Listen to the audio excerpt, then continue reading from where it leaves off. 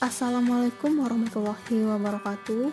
Perkenalkan, saya Nasibanul Aksa. Saya dari Prodi Pendidikan Bahasa dan Sastra Indonesia Universitas Muhammad. Nah, pada video kali ini kita akan membahas tentang tanda baca, yaitu tentang pengertian tanda baca, fungsi tanda baca, dan jenis-jenis tanda baca beserta contohnya. Langsung saja, yang pertama, apa sih itu tanda baca?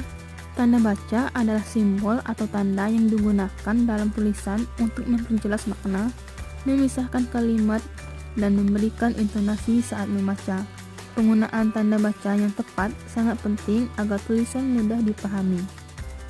Selanjutnya, yang kedua ada fungsi tanda baca. Fungsi tanda baca terbagi atas 4. Yang pertama, mengucapkan ataupun memisahkan bagian kalimat. Yang kedua, memecahkan rasa tidak yakin dalam suatu perincian. Yang ketiga, menampilkan ciri khas suatu kalimat dan penjelasan suatu semastis konteks kalimat. Dan yang keempat, menciptakan keseimbangan untuk keselarasan dan pengaturan vokal seseorang dengan adanya tanda dalam suatu perincian. Dan yang ketiga, ada jenis-jenis tanda baca. Jenis-jenis tanda baca terbagi atas 15. Yang pertama, tanda titik. Tanda titik adalah tanda baca yang digunakan pada akhir kalimat pernyataan. Bisa diikuti dengan kalimat baru setelahnya atau berakhir begitu saja. Contohnya, ibu kota Indonesia saat ini adalah DKI Jakarta. Yang kedua, tanda koma. Tanda koma seringkali disematkan pada bagian tengah dalam perincian kalimat, frasa, bilangan, atau sebelum kata penghubung. Contohnya, berkas yang dilampirkan yaitu KTP, akta kelahiran, dan ijazah pendidikan terakhir. Yang ketiga, tanda titik koma. Titik koma biasanya dipakai untuk memisahkan kalimat sejenis dan setara di dalam kalimat menyebut. Contohnya, hari sudah malam, anak-anak masih membaca buku. Yang keempat, tanda titik 2. Titik 2 berfungsi sebagai tanda untuk mengakhiri suatu pernyataan lengkap dan diikuti perincian atau penjelasan. Contohnya, narasumber Mario Maurel. 5. Tanda hubung. Tanda hubung mempunyai fungsi dalam memperjelas hubungan bagian kata atau suatu ungkapan. Contohnya, berulang-ulang. 6. Tanda tanya. Tanda tanya adalah tanda yang digunakan untuk menandai akhir dari kalimat tanya. Contohnya, apa itu teks prosedur sederhana. Ketujuh, tanda seru. Fungsi utama tanda seru yaitu mengakhiri ungkapan atau pernyataan yang berupa seruan atau perintah, yang menggambarkan kesungguhan, ketidakpercayaan, dan emosi kuat. Contohnya, mari kita cintai produk-produk buatan Indonesia. Yang ke-8, tanda elipsis.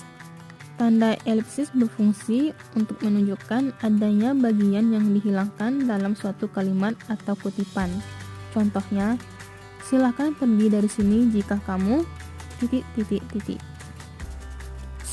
Tanda petik tunggal.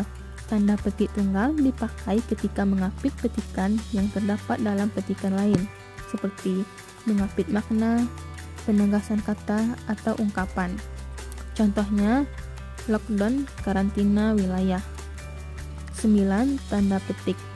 Tanda petik digunakan untuk mengapit petikan langsung yang berasal dari pembicaraan naskah atau bahan tulisan lain. Contohnya, dilarang memberikan tip kepada petugas. 11. Tanda kurung. Penggunaan tanda kurung biasanya untuk mengapit huruf maupun angka sebagai penanda perincian. Contohnya, merujuk buku Pedoman Umum Ejaan Bahasa Indonesia. Yang ke-12, tanda kurung siku. Tanda kurung siku digunakan mengapit keterangan di kalimat penjelas yang ada dalam tanda kurung.